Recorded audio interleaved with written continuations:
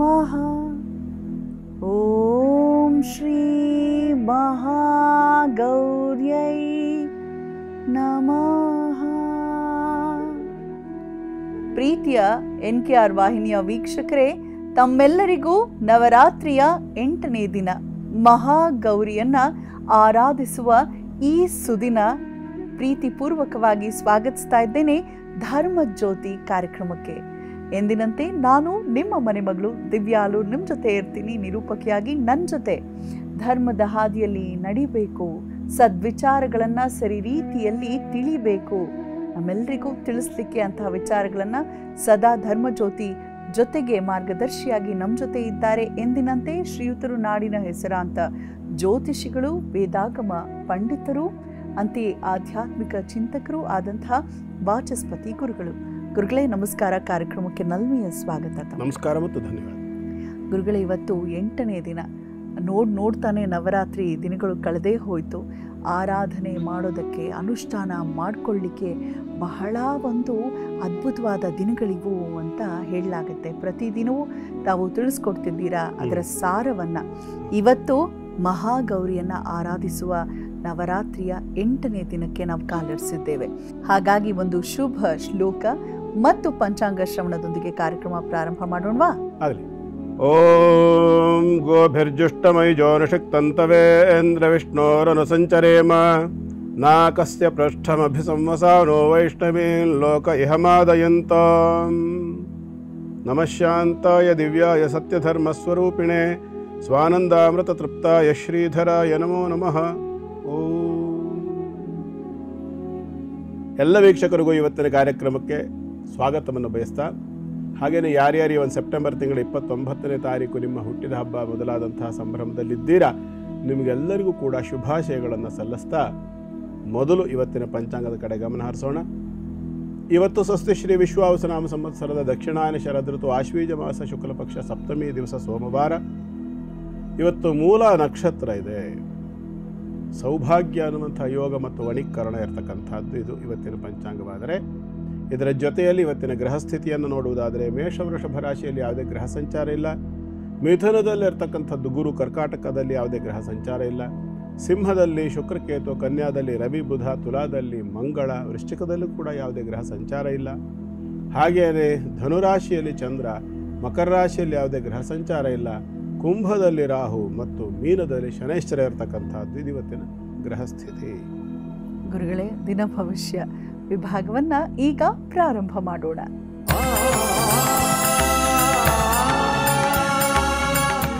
ಮೊದಲಿಗೆ ಮೇಷರಾಶಿ. ಮೇಷರಾಶಿಯವರಿಗೆ ಇವತ್ತಿನ ದಿನ ಉತ್ತಮವಾಗಿರ್ತಕ್ಕಂಥದ್ದು. ಚತುರ್ಥಾಧಿಪತಿ ಭಾಗ್ಯದಲ್ಲಿ ಗಜಕೇಸರಿ ಯೋಗದಲ್ಲಿರ್ತಕ್ಕಂಥದ್ದು ಒಳ್ಳೆಯ ಒಂದು ಯೋಗ. ಹಾಗಾಗಿ ಭೂ ಮೊದಲಾಗಿರ್ತಕ್ಕಂತಹ ಸಂಪತ್ತನ್ನು ಗ್ರಹಿಸಲಿಕ್ಕೆ, ಸಂಪಾದನೆ ಮಾಡಿಕೊಳ್ಳಲಿಕ್ಕೆ ಯೋಗ್ಯವಾಗಿರ್ತಕ್ಕಂಥ ಒಂದು ದಿನ. ಇವತ್ತಿನ ದಿನವನ್ನು ಹೆಚ್ಚು ಯಶಸ್ವಿಯಾಗಿ ಕಳ್ಕೊಳ್ಳಿಕ್ಕೋಸ್ಕರ ಅಥವಾ ಸಾರ್ಥಕವನ್ನು ಮಾಡಿಕೊಳ್ಳಿಕ್ಕೋಸ್ಕರವಾಗಿ ನೀವೇನು ಮಾಡಬಹುದು ಅಂತಂದರೆ, ಆ ಮಹಾಗೌರಿ ಸ್ವರೂಪದ ದೇವಿಯನ್ನು ಆರಾಧನೆ ಮಾಡಿಕೊಂಡು, ನಿಮ್ಮ ಗೌರ ಅಂದರೆ ವೈಟ್ ಅಂತ, ಶುದ್ಧ ಅಂತ ಅರ್ಥ, ಶುದ್ಧ ಜೀವನವನ್ನು ಪ್ರಾಪ್ತಿ ಮಾಡ್ಕೊಳ್ತಕ್ಕಂಥದ್ದು ಅಂತ ಅರ್ಥ. ಆ ತಾಯಿಯನ್ನು ಆರಾಧನೆ ಮಾಡಿಕೊಂಡ್ರೆ ಎಲ್ಲವೂ ಕೂಡ ಪ್ರಾಪ್ತಿಯಾಗುತ್ತೆ. ಕೇವಲ ದೇವತಾರಾಧನೆಯಿಂದ ಆಗುವಂಥದ್ದಲ್ಲ, ದೇವತಾರಾಧನೆಯನ್ನು ಮಾಡಿ ಮನುಷ್ಯ ಪ್ರಯತ್ನವನ್ನು ಮುಂದುವರಿಸಬೇಕು. ಇದರಿಂದ ಸಾಧನೆ ಆಗ್ತದೆ. ಶುಭವಾಗಲಿ. ಮುಂದಿದ್ದು ವೃಷಭ ರಾಶಿ. ವೃಷಭ ರಾಶಿಯವರಿಗೆ ಇವತ್ತು ಚಂದ್ರಾಷ್ಟಮ ದಿವಸ ಸ್ವಲ್ಪ ಮಾನಸಿಕವಾಗಿ ವ್ಯಥೆ ಅಥವಾ ಬೇಸರವಾಗ್ತಕ್ಕಂಥ ಲಕ್ಷಣ ಇದೆ. ಆದರೂ ಗುರುವಿನ ಬಲಿಷ್ಠವಾಗಿರ್ತಕ್ಕಂಥ ಅನುಗ್ರಹ ಇರೋದರಿಂದ ಅದನ್ನು ಕೂಡ, ಅಂದರೆ ನೆಗೆಟಿವ್ ಏನಾದರೂ ಕಂಡರೂ ಕೂಡ ಅದನ್ನು ಬಡಿದು ಪಾಸಿಟಿವ್ ಆಗಿ ಪರಿವರ್ತನೆ ಮಾಡ್ಕೊಳ್ತಕ್ಕಂಥ ಸಂಪೂರ್ಣ ಸಾಮರ್ಥ್ಯ ಇರತಕ್ಕಂಥವ್ರು ಆಗಿರ್ತೀರ. ಸ್ವಲ್ಪ ಮನಸ್ಸು ಆಗಾಗ ಚಂಚಲವಾದರೂ ಕೂಡ ಕಾರಣ ಏನು ಅಂತಂದರೆ ರಾಶಿಗೆ ಇರ್ತಕ್ಕಂಥ ಶನೈಶ್ಚರನ ದೃಷ್ಟಿ. ಹಾಗಾಗಿ ಹೆಚ್ಚು ವಿಶೇಷವಾಗಿ ಅದರ ಬಗ್ಗೆ ಚಿಂತೆ ಮಾಡಲಿಕ್ಕೆ ಹೋಗಬೇಡಿ. ಲಾಭದಿಂದ ದೃಷ್ಟಿ ಕೊಟ್ಟಿದ್ದಾನೆ, ಒಳ್ಳೆಯದಾಗ್ತದೆ. ಪ್ರಯತ್ನವನ್ನು ಮಾಡಬೇಕು. ದುರ್ಗಾ ಪರಮೇಶ್ವರಿ ಆರಾಧನೆಯನ್ನು ಮಾಡಿಕೊಳ್ಳಿ. ಶುಭವಾಗಲಿ. ಮುಂದಿಂದು ಮಿಥುನ ರಾಶಿ. ಮಿಥುನ ರಾಶಿಯವರಿಗೆ ಇವತ್ತು ವ್ಯಾಪಾರ ವ್ಯವಹಾರಗಳಲ್ಲಿ ವಿಶೇಷವಾಗಿರತಕ್ಕಂಥ ಲಾಭಗಳ ನಿರೀಕ್ಷೆಯನ್ನು ಮಾಡಲಿಕ್ಕೆ ಯೋಗ್ಯವಾದ ದಿನ. ದೋಷ ಅಂತಕ್ಕಂಥದ್ದು ಯಾವುದರಲ್ಲೂ ಅಷ್ಟು ವಿಶೇಷವಾಗಿ ಕಾಣೋದಿಲ್ಲ. ಮಕ್ಕಳಿಗೆ ಸ್ವಲ್ಪ ಪಿತ್ತ ಸಂಬಂಧ ಸಮಸ್ಯೆಗಳು ಕಾಣಿಸ್ಕೊಳ್ಬಹುದು. ಅದಷ್ಟು ಬಿಟ್ಟರೆ ಅದರಲ್ಲೂ ಏನು ಬಹಳ ತೀವ್ರತರವಾಗಿರ್ತಕ್ಕಂಥದ್ದೇನು ಕಾಣಿಸೋದಿಲ್ಲ. ರಾಶ್ಯಾಧಿಪತಿ ಸುಖ ಸ್ಥಾನದಲ್ಲಿ ಉಚ್ಚನಾಗಿರೋದ್ರಿಂದ ಸುಖ ಜೀವನವನ್ನು ನಡೆಸಲಿಕ್ಕೆ ಬೇಕಾಗಿರ್ತಕ್ಕಂಥ ಫೌಂಡೇಶನ್ ಅಂದರೆ ಪ್ರಾರಂಭಿಕ ಹಂತವನ್ನು ಆರಂಭಿಸಲಿಕ್ಕೆ, ಹೊಸತಾಗಿರ್ತಕ್ಕಂತಹ ವಸ್ತುಗಳ ಖರೀದಿಗೆ, ಯಾಕೆಂದರೆ 4 ಮೂಲೆಗಳಲ್ಲೂ ಕೂಡ ಅತ್ಯಂತ ಶುಭ ಸ್ಥಿತಿ ಅಂತಕ್ಕಂಥದ್ದು ಉಂಟು ಮಿಥುನ ರಾಶಿಯವರಿಗೆ. ಕರ್ಮಭಾವದಲ್ಲಿ ಶನೈಶ್ಚರ ಅತ್ಯಂತ ಶುಭದಾಯಕವಾಗಿರ್ತಕ್ಕಂಥ ಸ್ಥಿತಿಯಲ್ಲಿರ್ತಕ್ಕಂಥದ್ದಾದ್ದರಿಂದ ಅವನ ಅನುಗ್ರಹವಾದರೆ ದೀರ್ಘಕಾಲದವರೆಗೂ ಕೂಡ ಫಲವನ್ನು ಕೊಡ್ತಾನೆ. ಮಹಾಗೌರಿಯನ್ನು ಆರಾಧನೆ ಮಾಡಿಕೊಳ್ಳಿ. ಶುಭವಾಗಲಿ. ಮುಂದಿನ ಕರ್ಕಾಟಕ ರಾಶಿ. ಕರ್ಕಾಟಕ ರಾಶಿಯವರಿಗೆ ಇವತ್ತು ಸ್ವಲ್ಪ ಬೇಸರ ಆಗ್ಬೋದು ಆರಂಭಿಕ ಹಂತದಲ್ಲಿ. ಕಾರಣ ಏನು ಅಂತಂದರೆ ರಾಶ್ಯಾಧಿಪತಿ ಷಷ್ಠದಲ್ಲಿರುವುದು ಮತ್ತು ರಾಶಿಗೆ ವಿಶೇಷವಾಗಿ ಯಾವುದೇ ರೀತಿಯಾದ ಶುಭ ಗ್ರಹಗಳ ದೃಷ್ಟಿ ಅಂತಕ್ಕಂಥದ್ದು ಇಲ್ಲದೇ ಇರತಕ್ಕಂಥದ್ದು. ಹಾಗಾಗಿ ಸ್ವಲ್ಪ ಮಾನಸಿಕವಾಗಿ ಬೇಸರ. ಯಾಕೆಂದರೆ ಇವತ್ತು ಒಂಟಿಯಾಗಿ ಇರಬೇಕಾಗಿ ಬರಬಹುದು. ಯಾರೊಂದಿಗೆ ಒಂದು ರೀತಿಯ ಸಾಂಗತ್ಯ ಅಂತಕ್ಕಂಥದ್ದು ಇತ್ತು, ಅವು ಇವತ್ತು ಒಂದು ದಿನ ನಿಮ್ಮನ್ನು ಲೋನ್ಲಿಯಾಗಿ ಬಿಡ್ತಕ್ಕಂಥ ಒಂದು ಲಕ್ಷಣ. ಆದರೂ ಕೂಡ ಒಂದು ವಿಷಯ ಮರಿಬೇಡಿ, ನಿಮ್ಮ ಮೇಲೆ ಅವ್ರ ಗಮನ ಇದ್ದೇ ಇರ್ತದೆ. ನಿಮ್ಮನ್ನು ಒಂಟಿಯಾಗಿ ಬಿಟ್ಟಿದ್ದಾರೆ ಅಂಥೇಳಿ ಬೇಸರ ಮಾಡಿಕೊಳ್ಬೇಡಿ. ಕಾರಣ ನಿಮ್ಮ ಮೇಲೆ ಗಮನವನ್ನು ಇಟ್ಟುಕೊಂಡು ನಿಮ್ಮ ರಕ್ಷಣೆಯೋ ಅಥವಾ ನಿಮ್ಮ ಜೀವನದ ಯಾವುದೋ ಒಂದು ಅಭಿವೃದ್ಧಿಯೋ ಅದಕ್ಕೆ ಕಾರಣೀಭೂತವಾದಂತಹ ನಿಮ್ಮ ಹಿರಿಯರು ನಿಮ್ಮನ್ನು ಯಾವ ಕಾರಣಕ್ಕೂ ಒಂಟಿಯಾಗಿ ಬಿಡೋದಿಲ್ಲ. ಕಾಲಕಾಲಕ್ಕೆ ಬೇಕಾಗಿರ್ತಕ್ಕಂತಹ ಒಂದು ಸಹಕಾರವನ್ನು ಖಂಡಿತ ನಿಮಗೆ ನೀಡ್ತಕ್ಕಂಥ ಪ್ರಯತ್ನ ಮಾಡ್ತಾರೆ. ಇದರ ಜೊತೆಯಲ್ಲಿ ಷಷ್ಠದಲ್ಲಿರ್ತಕ್ಕಂಥ ರಾಶ್ಯಾಧಿಪತಿಗೆ ಷಷ್ಠಾಧಿಪತಿ ಆಗಿರ್ತಕ್ಕಂಥ ಗುರುವಿನ ದೃಷ್ಟಿ ಇದೆ. ಅದು ನಿಮ್ಮ ರಾಶ್ಯಾಧಿಪತ್ಯಕ್ಕೆ ಮಿತ್ರ ಅಲ್ಲ ಗುರು. ಹಾಗಾಗಿ ಏನಾಗ್ತದೆ ಅಂತಂದರೆ ಸ್ವಲ್ಪ ಮಟ್ಟಿಗೆ ಬೇಸರವಾಗಬಹುದು. ಯಾಕೆ ಅಂತಂದರೆ ಬೇಡದೇ ಇರತಕ್ಕಂಥ ವ್ಯಕ್ತಿಗಳ ಮಿತ್ರತ್ವವನ್ನು ಮಾಡ್ತಕ್ಕಂಥ ಸಾಧ್ಯತೆ ಕಾಣಿಸುತ್ತೆ. ಇಂಗ್ಲೀಷ್ನಲ್ಲಿ ಒಂದು ಗಾದೆ ಇದೆ, ನೀನು ನಿನ್ನ ಸ್ನೇಹಿತರ ಬಗ್ಗೆ ನನಗೆ ಹೇಳು, ನಾನು ನಿನ್ನ ಬಗ್ಗೆ ಹೇಳ್ತೇನೆ ಅಂತ. ಅಂದರೆ ನಿನ್ನ ಸ್ನೇಹಿತರು ಎಂಥವರು ಅನ್ನೋದ್ರ ಮೇಲೆ ನಿನ್ನ ಸ್ವಭಾವ ತೀರ್ಮಾನ ಆಗುತ್ತೆ. Show me your friend I will tell who are you. Correct. ಅದಕ್ಕೆ ಸಂಸ್ಕೃತದಲ್ಲಿ ಒಂದು ಮಾತಿದೆ, ಸಮಾನ ಶೀಲೇಶು ವ್ಯಸನೇಶು ಸಖ್ಯಂ ಅಂತ. ನಾವು ಎಂಥವರ ಸ್ನೇಹವನ್ನು ಮಾಡ್ತೀವಿ ಅನ್ನೋದು ನಮ್ಮ ಯೋಗ್ಯತೆಯನ್ನು ತೋರಿಸ್ಕೊಡುತ್ತೆ. ಹಾಗಾಗಿ ಯೋಚನೆ ಮಾಡಿ ಸ್ನೇಹವನ್ನು ಮಾಡಿ. ಸಂಘ ದೋಷ ಕೊರಳಿಗೆ ಹಗ್ಗ ಅಂತೇಳಿ ಕನ್ನಡದಲ್ಲಿ ಒಂದು ಗಾದೆ ಇದೆ. ಎಚ್ಚರಿಕೆ ಇಟ್ಕೊಳ್ಳಿ. ಮಹಾಗೌರಿಯನ್ನು ಆರಾಧನೆ ಮಾಡಿಕೊಂಡು ಜ್ಞಾನ ಸಂಪಾದನೆಯನ್ನು ಮಾಡಿಕೊಂಡು ಇವತ್ತು ಮಹಾಗೌರಿಯ ಆರಾಧನೆಯ ಕುರಿತಾಗಿ ತಾವು ತಿಳಿಸಲಿದ್ದೀರಾ ಅಲ್ವೇ? ದಯಮಾಡಿ ಪ್ರಾರಂಭಿಸಿ. ಮಹಾಗೌರಿ ಹೆಸರು ಹೇಳಿದ ಹಾಗೇನೆ ಗೌರ ಅಂತಂದರೆ ನಮ್ಮಲ್ಲಿ ಎಲ್ರಿಗೂ ಗೌರಿ ಅಂದರೆ ತಕ್ಷಣ ಅರ್ಥ ಆಗೋದಿಲ್ಲ. ಗೌರ ಅಂದರೂ ತಕ್ಷಣ ಎಷ್ಟೋ ಜನರಿಗೆ ಅರ್ಥ ಆಗೋದಿಲ್ಲ. ಅದೇ ಗೌರ ವರ್ಣ ಅಂದ್ಕೂಡಲೇ ತಕ್ಷಣ ಎಲ್ಲರಿಗೂ ಗೊತ್ತಾಗ್ಬಿಡೋದು. ಯಾಕೆ? ಎಲ್ಲ ಕ್ರೀಮ್ಗಳ ಮೇಲೂ ಗೌರವರ್ಣದ ಕ್ರೀಮ್ ಅಂತ ಇರುತ್ತಲ್ಲ. ಹಾಗಾಗಿ ಅನೇಕರಿಗೆ ತಕ್ಷಣ ಗೌರವರ್ಣ ಅಂದ್ರೆ ಗೊತ್ತಾಗ್ಬಿಡುತ್ತೆ. ಗೌರವರ್ಣ ಅಂದರೆ ಏನರ್ಥ? ಶುದ್ಧ ಬಿಳಿ ಅಂತ. ಗೌರ ಅಂದರೆ ಬಿಳಿಯದ್ದು. ಮಹಾಗೌರಿ ಅಂತಂದರೆ ಪೂರ್ಣ ಶುದ್ಧ ಸಾತ್ವಿಕವಾಗಿರ್ತಕ್ಕಂಥದ್ದು ಅಂತ ಅರ್ಥ. ಮಹಾಗೌರಿ ಅಂದರೆ ಪಾರ್ವತಿಯದ್ದೇ ಒಂದು ಸ್ವರೂಪ. 7ನೇ ದಿವಸ ಕಾಳರಾತ್ರಿಯನ್ನು ಪೂಜೆ ಮಾಡಿದ ನಂತರದಲ್ಲಿ ನಾವು ಮಹಾಗೌರಿಯನ್ನು ಪೂಜೆ ಮಾಡ್ತೇವೆ. ಇದರ ಅರ್ಥ ಏನು ಅಂದರೆ ಕಾಳರಾತ್ರಿ, ಕಪ್ಪು, ಕತ್ತಲು, ಅಜ್ಞಾನ, ತಮಸ್ಸು ಅಥವಾ ಅವಿವೇಕ, ಅಂಧಕಾರ ಇತ್ಯಾದಿಗಳಿಂದ ನಾವು ಬೆಳಕಿನ ಕಡೆಗೆ ನಾವು ಬರ್ತಕ್ಕಂಥ ಒಂದು ದಿನ. ಅರ್ಥಾತ್ ನಮ್ಮ ಜೀವನದ ಈ ಎಲ್ಲ ಕಷ್ಟ ಕಾರ್ಪಣ್ಯಗಳು ಅಥವಾ ದುಃಖ ದಾರಿದ್ರ್ಯಗಳು, ದುಮ್ಮಾನಗಳು, ಕಷ್ಟಕೋಟಲೆಗಳು, ಶತ್ರುಗಳು ಎಲ್ಲದರಿಂದ ಹೊರಬಂದು ಮಹಾಜ್ಞಾನವನ್ನು, ವಿಶೇಷವಾಗಿರತಕ್ಕಂತಹ ತಿಳುವಳಿಕೆ, ನಾಲೆಡ್ಜ್, ಎನ್ಲೈಟ್ಮೆಂಟ್ ಅಂತ ಹೇಳ್ತಾರಲ್ಲ ಇಂಗ್ಲೀಷ್ನಲ್ಲಿ, ಹಾಗೆ ಸುಜ್ಞಾನವನ್ನು ಪಡಿತಕ್ಕಂಥ ಒಂದು ಮಹತ್ತರವಾಗಿರತಕ್ಕಂಥ ಕಾರ್ಯ ಅದು. ಹಾಗಾಗಿ ಈ ಸುಜ್ಞಾನ ಅಂತಕ್ಕಂಥದ್ದು ಒಂದು ಶಕ್ತಿ, ಮಹಾಶಕ್ತಿ ಅದು. ಆ ಶಕ್ತಿಯನ್ನು ನಮಗೆ ಅನುಗ್ರಹವಾಗಿ ಕೊಡ್ತಕ್ಕಂತಹ ವಿಶೇಷವಾದ ರೂಪ ದುರ್ಗಾದೇವಿಯ ಮಹಾಗೌರಿಯ ರೂಪ. ಈ ಮಹಾಗೌರಿಯ ರೂಪವನ್ನು ನಾವು ಈ ಒಂದು ಅಷ್ಟಮಿ ದಿನ ಆರಾಧನೆಯನ್ನು ಮಾಡಬೇಕು. ಗುರುಗಳೇ, ಮತ್ತೆ ಆರಂಭದಲ್ಲಿ ಸಪ್ತಮಿ ಅಂದ್ಬಿಟ್ರಲ್ಲ ಗುರುಗಳೇ ಪಂಚಾಂಗದಲ್ಲಿ? ಹೌದು.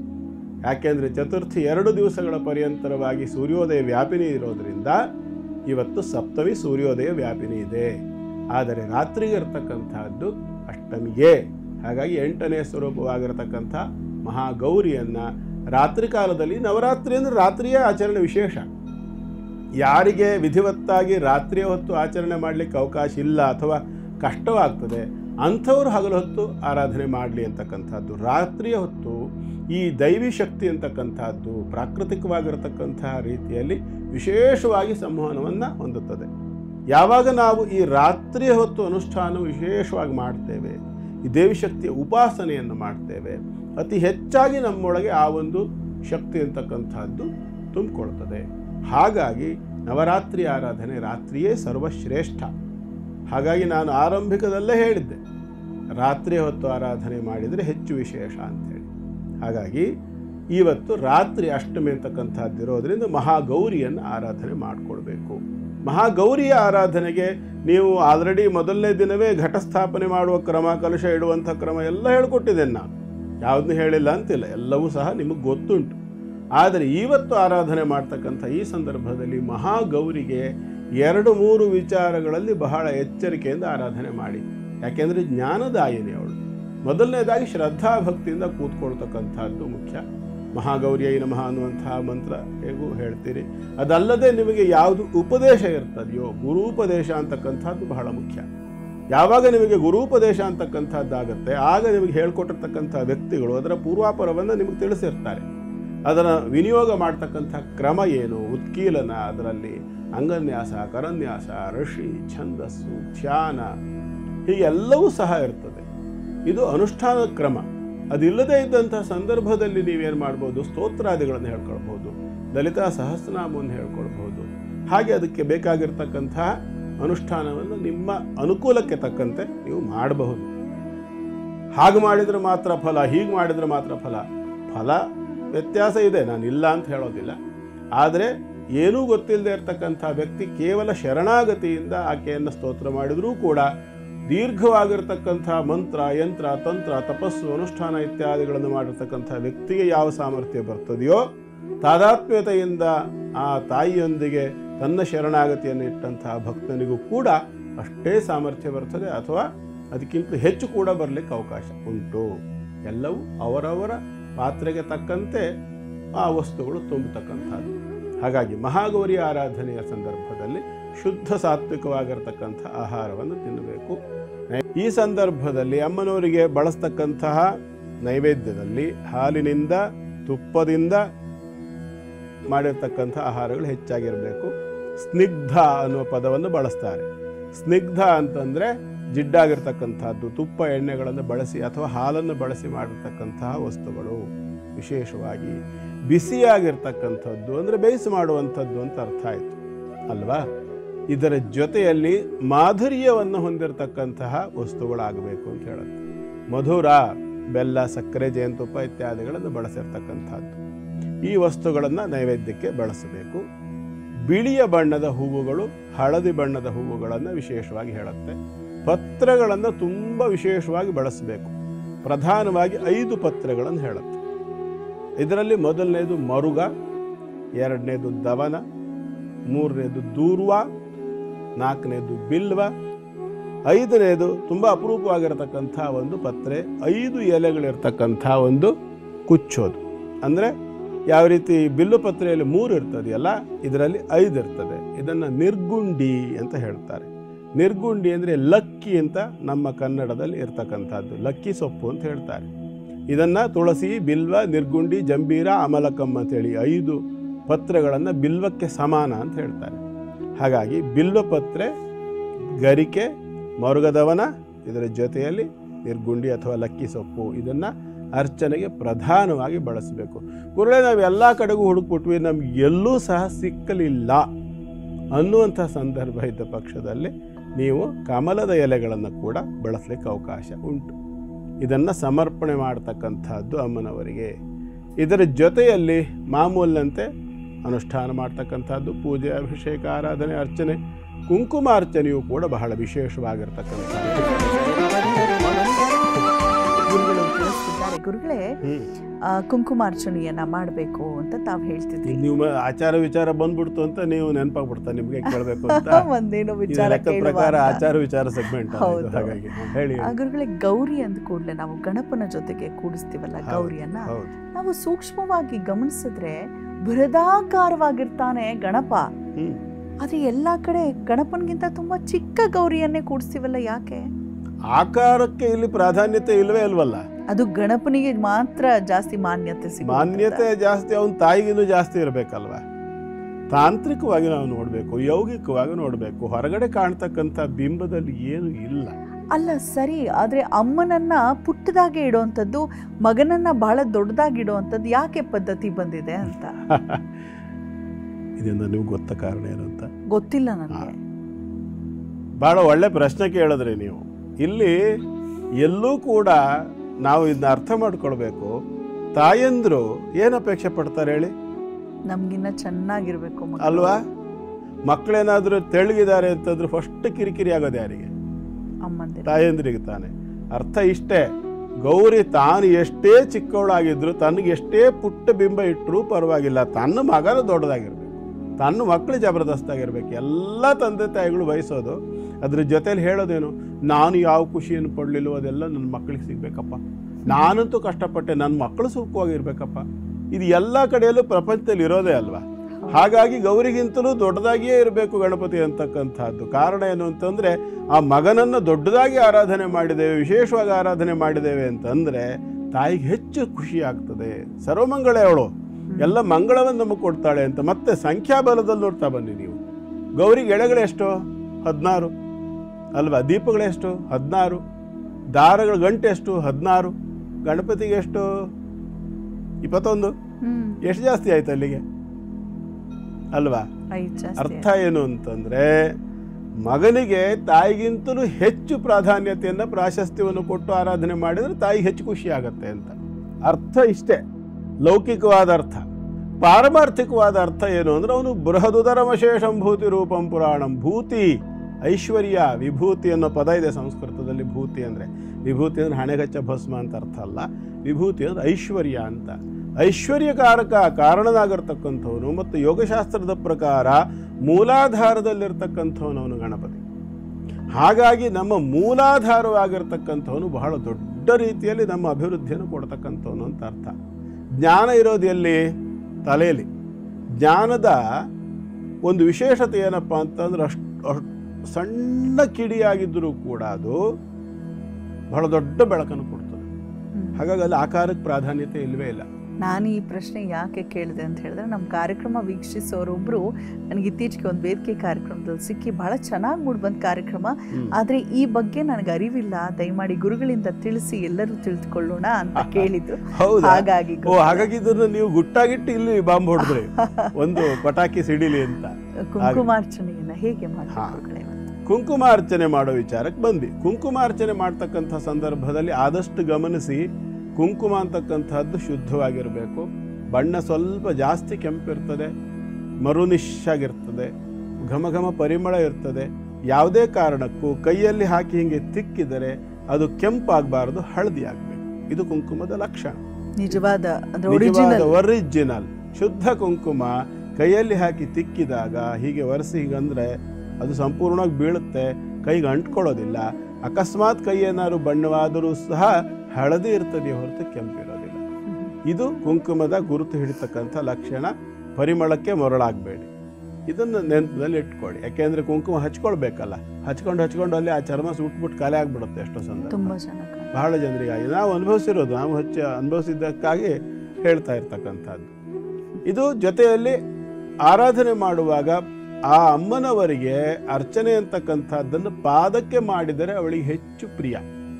ಹಾಗಾಗಿ ಪಾದಭಾಗದಲ್ಲಿ ಇಟ್ಟುಕೊಂಡು ಕುಂಕುಮಾರ್ಚನೆಯ ಪಾತ್ರೆಯನ್ನೋ ತಟ್ಟೆಯನ್ನೋ ವಿಳೆದೆಲೆಯೋ ನಿಮಗೆ ಹೇಗೆ ಅನುಕೂಲ ಆಗ್ತದೆಯೋ ಹಾಗೆ ಇಟ್ಕೊಂಡು ಶ್ರದ್ಧೆಯಿಂದ ಈ ಬೆರಳು, ಅನಾಮಿಕ ಅಂತ ಹೇಳ್ತೇವೆ, ಉಂಗುರದ ಬೆರಳು ಅಂತ ಹೇಳ್ತೀವಿ, ರಿಂಗ್ ಫಿಂಗರ್ ಅಂತ, ಆ ಬೆರಳು ಮತ್ತು ಹೆಬ್ಬೆರಳನ್ನು ಪ್ರಧಾನವಾಗಿ ಬಳಸ್ಕೊಳ್ಳಿ. ಇಲ್ಲ ನಮಗೆ 2 ಬೆರಳಲ್ಲಿ ಹಾಕಿರಿ ಬೆರಳು ನೋವು ಬಂದ್ಬಿಡುತ್ತೆ ಗುರುಗಳೇ, 3 ಬೆರಳಲ್ಲಿ ತಗೊಳ್ಳಿ, ತೊಂದರೆ ಇಲ್ಲ. ಮಧ್ಯದ ಬೆರಳನ್ನು ಜೊತೆಯಲ್ಲಿ ಸೇರಿಸ್ಕೊಳ್ಳಿ, ತೊಂದರೆ ಇಲ್ಲ. ಇದು ತರ್ಜನಿ ಅಂತ ಹೇಳ್ತೇವೆ. ಇದಕ್ಕೆ ತರ್ಜನ ಅಂತಂದ್ರೆ ಬೇರೆಯವ್ರನ್ನ ಬೈಯೋದು, ಏಯ್ ಅಂತ ಈ ಬೆರಳೇ ತಾನೇ ತೋರಿಸೋದು. ಹಾಗಾಗಿ ಈ ಬೆರಳನ್ನು ತೋರಿಸೋದು ಕೇವಲ ತರ್ಜನೆ ಮಾಡಲಿಕ್ಕಾಗಿ, ಮತ್ತು ಇದನ್ನು ಕನಿಷ್ಠ ಅಂತ ಹೇಳ್ತಾರೆ. ಕನಿಷ್ಠ ಮತ್ತು ತರ್ಜನಗಳನ್ನು ದೂರವಿಟ್ಟು ಆತ್ಮ, ಹೆಬ್ಬೆಟ್ಟನ್ನು ಆತ್ಮ ಅಂತ ಹೇಳ್ತಾರೆ. ನಾನು ಅಂತ ಕೈ ಹೀಗೆ ಹೋಗುತ್ತೆ ನೋಡಿ, ಯಾರು ನಾನು ಅಂತ ಹಿಂಗೆ 5 ಬೆರಳು ತೋರಿಸಲ್ಲ, ನಾನು ಅಂತ ಹೀಗೆ ತೋರಿಸೋದು. ಹಾಗಾಗಿ ಥಂಬ್ ಅಂದರೆ ಆತ್ಮ ಅಂತ ಅರ್ಥ. ಆತ್ಮ, ಹೃದಯ, ಮನಸ್ಸು 3 ಸಹ ಒಟ್ಟಾಗಿ ಸೇರಿ ಆ ಒಂದು ಅರ್ಚನೆ ಅಂತಕ್ಕಂಥದ್ದನ್ನು ಮಾಡಬಹುದು. ಅದಿಲ್ಲ ಅಂದರೆ ಆತ್ಮ ಮತ್ತು ಮನಸ್ಸು ಎರಡನ್ನೇ ಸೇರಿ ಕೂಡ ಮಾಡಲಿಕ್ಕೆ ಬರ್ತದೆ. ಈ ರೀತಿಯಾಗಿ ಅರ್ಚನೆಯನ್ನು ಮಾಡ್ತಕ್ಕಂಥದ್ದು ನಮಃ ನಮಃ ಅಂತೇಳಿ ಬರ್ತದೆ. ಅನೇಕರು ಏನು ಮಾಡ್ತಾರೆ, ಒಂದಿಷ್ಟು ಕುಂಕುಮ ಒಟ್ಟಿಗೆ ತಗೊಂಬಿಟ್ಟು ಹಿಂಗೆ ಇಟ್ಕೊಂಬಿಟ್ಟು ಹಿಂಗೆ ಉದುರಿಸ್ತಾ ಹೋಗ್ತಾರೆ. ಹೀಗೆ ಹೀಗೆ ಉದುರಿಸೋದು ಅದು ಕ್ರಮ ಅಲ್ಲ. ಎರಡು ಬೆರಳಲ್ಲಿ ಎಷ್ಟು ಬರ್ತದೆ ಅಷ್ಟು ಕುಂಕುಮವನ್ನು ಅರ್ಪಣೆ ಮಾಡಬೇಕು. ಉದಾಹರಣೆಗೆ ಓಂ ಶ್ರೀಮಾತ್ರೇ ನಮಃ, ಓಂ ಶ್ರೀ ಮಹಾರಾಜ್ಯೈ ನಮಃ, ಓಂ ಶ್ರೀಮತ್ ಸಿಂಹಾಸನೇಶ್ವರ್ಯೈ ನಮಃ, ಓಂ ಚಿದಗ್ನಿಕುಂಡ ಸಂಭೂತಾಯೈ ನಮಃ. ಲಲಿತಾ ಸಹಸ್ರನಾಮ ಆರಂಭ ಆಗೋದು ಹೀಗೆ. ಈ ರೀತಿಯಲ್ಲಿಯೇ ಅರ್ಚನೆಯನ್ನು ಮಾಡಿ ಹೇಳಿರ್ತಕ್ಕಂಥ ರೀತಿಯಲ್ಲಿ ಹೂವು ಪತ್ರೆ ಏನೇನು ಹೇಳಿದ್ದೀನಿ ಆ ರೀತಿಯಲ್ಲಿ ಅವಳಿಗೆ ಸಮರ್ಪಣೆಯನ್ನು ಮಾಡ್ತಕ್ಕಂಥದ್ದು. ಜೊತೆಯಲ್ಲಿ ಆ ತಾಯಿಗೆ ಶುದ್ಧವಾದ ಶುಭ್ರವಾಗಿರತಕ್ಕಂಥ ಬಿಳಿಯ ವಸ್ತ್ರಗಳನ್ನು ಧಾರಣೆ ಮಾಡಿಕೊಂಡು ಪೂಜೆಯನ್ನು ಮಾಡ್ತಕ್ಕಂಥದ್ದು ಬಹಳ ವಿಶೇಷ. ಮತ್ತು ಅಲಂಕೃತರಾಗಿ ಅವಳಿಂದ ಜ್ಞಾನವನ್ನು ಬೇಡಬೇಕು, ಸಮಾಧಾನವನ್ನು ಬೇಡಬೇಕು. ಆ ಒಂದು ದೇವಿಯ ಸ್ವರೂಪದ ಆರಾಧನೆಯಿಂದ ಇವೆಲ್ಲವೂ ಕೂಡ ಪ್ರಾಪ್ತಿಯಾಗುತ್ತೆ. ಬಹಳ ಸಂತೋಷ. ನಮ್ಮ ಎಲ್ಲ ಕಾರ್ಯಕ್ರಮಗಳನ್ನು ನಮ್ಮ NKR ವಾಹಿನಿಯಲ್ಲಿ ಮೂಡಿಬರುವಂಥ ಎಲ್ಲ ಕಾರ್ಯಕ್ರಮ ಧರ್ಮ ಜ್ಯೋತಿ ಒಳಗೊಂಡಂತೆ ಎಲ್ಲವನ್ನ ಕೂಡ ನೀವು ಯಾವಾಗ ಬೇಕಾದರೂ ಆರಾಮಾಗಿ ನೋಡಬಹುದು ನಿಮ್ಮದೇ ಮೊಬೈಲ್ನಲ್ಲಿ. ಹೇಗೆ ಯೂಟ್ಯೂಬ್ ಚಾನಲ್ನಲ್ಲಿ NKR TV ಕನ್ನಡ ಇದು ನಮ್ಮ ಯೂಟ್ಯೂಬ್ ID. ಸಬ್ಸ್ಕ್ರೈಬ್ ಮಾಡೋದು ಮರಿಬೇಡಿ, ಬೇರೆಯವ್ರಿಗೂ ತಿಳಿಸಿಕೊಡಿ ಅಂತ ಹೇಳ್ತಾ, ಗುರುಗಳೇ ತಾವು ದೇವಿ ಮಹಾತ್ಮೆ ಕುರಿತಾಗಿ ನೆನ್ನೆ ಎಲ್ಲಿಗೆ ನಿಲ್ಲಿಸಿದ್ರಪ್ಪ ಅಂತ ಹೇಳಿದ್ರೆ, ಮಹಿಷಾಸುರನ ಉಪಟಳ ಹೆಚ್ಚಾಗ್ಬಿಡುತ್ತೆ. ದೇವತೆಗಳು ಜನಸಾಮಾನ್ಯರಂತೆ ಓಡಾಡ್ತಾ, ಅದರಲ್ಲೂ ಅವರ ಒಂದು ವೇಷವನ್ನ ಬದಲಾಯಿಸ್ಕೊಂಡು ಓಡಾಡೋ ಪರಿಸ್ಥಿತಿ ಬಂದ್ಬಿಡುತ್ತೆ. ಮುಂದೇನಾಗತ್ತೆ? ಮುಂದೇನಾಯ್ತು ಅಂತಂದ್ರೆ ದೇವತೆಗಳಿಗೆ ಚಿಂತೆ ಆಯ್ತು. ಅಧಿಕಾರ ಅಂತಕ್ಕಂಥದ್ದು ಯಾವಾಗ ರಾಕ್ಷಸರ ಕೈಲಿ ಹೋಗ್ತದೆ, ಇದು ಕೇವಲ ಆ ಒಂದು ಅಸುರರ ಕಥೆ ಅಂತ ತಿಳ್ಕೊಳ್ಬೇಡಿ. ಆ ಕಾಲದ ಕಥೆ ಅಷ್ಟೇ ಅಲ್ಲ, ಈ ಕಾಲಕ್ಕೂ ಸಂಬಂಧ, ಎಲ್ಲ ಕಾಲಕ್ಕೂ ಸಂಬಂಧಪಟ್ಟಿದ್ದು. ಬಹಿರಂಗದ ಸಮಾಜದ ದೇಶದ ಪರಿಸ್ಥಿತಿ ಅಷ್ಟೇ ಅಲ್ಲ, ನಮ್ಮ ಒಳಗೆ ಅಂತರಂಗದ ಕಥೆ ಇದು. ಬಹಳ ಮುಖ್ಯವಾಗಿದೆ ಅಂತ ತಿಳ್ಕೊಳ್ಬೇಕು. ಮಧುಕೈಟಭರು ಅಂತಂದ್ರೆ ಏನ್ ಹೇಳಿದ್ದೆ ನಾನು? ನಮ್ಮ ಮನಸ್ಸು ಅಲ್ವಾ? ಕಾಮ ಮತ್ತು ಕ್ರೋಧ, ಮಧುಕೈಟಭ. ಇಲ್ಲಿ ಬರ್ತಕ್ಕಂಥವನೀಗ ಇದು ದುರಹಂಕಾರ, ಅವಿವೇಕದ ಪ್ರತೀಕನಾಗಿರ್ತಕ್ಕಂಥ ಮಹಿಷಾಸುರ. ನಮ್ಮ ಒಳಗೆ ಇರ್ತಕ್ಕಂಥ ಅವಿವೇಕದ ಮತ್ತು ಅತ್ಯಂತ ದುರಹಂಕಾರದ ಪ್ರತೀಕ ಇದು. ಇದನ್ನು ನಾವು ಮರಿಬಾರದು. ಹಾಗಿದ್ರೆ ಗುರುಗಳೇ, ನವರಾತ್ರಿಗಳ ಆಚರಣೆಯಲ್ಲಿ ನಾವು ಏನ್ ಕಲ್ತ್ಕೊಳ್ಬೇಕು ಅಂತ ಹೇಳಿದ್ರೆ, ಇಂದಿಗೂ ಜೀವಂತವಿರುವಂತಹ ಇಂತಹ ರಾಕ್ಷಸ ಗುಣಗಳು ನಮ್ಮ ಒಳಗೂ ಇದೆ, ಅದರ ದಮನವನ್ನ ಮಾಡೋ ಕಡೆ ಗಮನ ಕೊಡಬೇಕು. ಇದು ಬಹಳ ಮುಖ್ಯವಾಗಿರ್ತಕ್ಕಂಥದ್ದು. ಸಪ್ತಶತಿ ಅಥವಾ ದೇವಿ ಮಹಾತ್ಮೆ 2ನೇ ಅಧ್ಯಾಯದಲ್ಲಿ ಇದನ್ನು ನಾನು, ಯಾವಾಗ ಮಹಿಷಾಸುರದ ಉಪಟಳ ಜಾಸ್ತಿ ಆಯಿತು, ದೇವತೆಗಳಿಗೆ ಚಿಂತೆ ಆಯ್ತಂತೆ.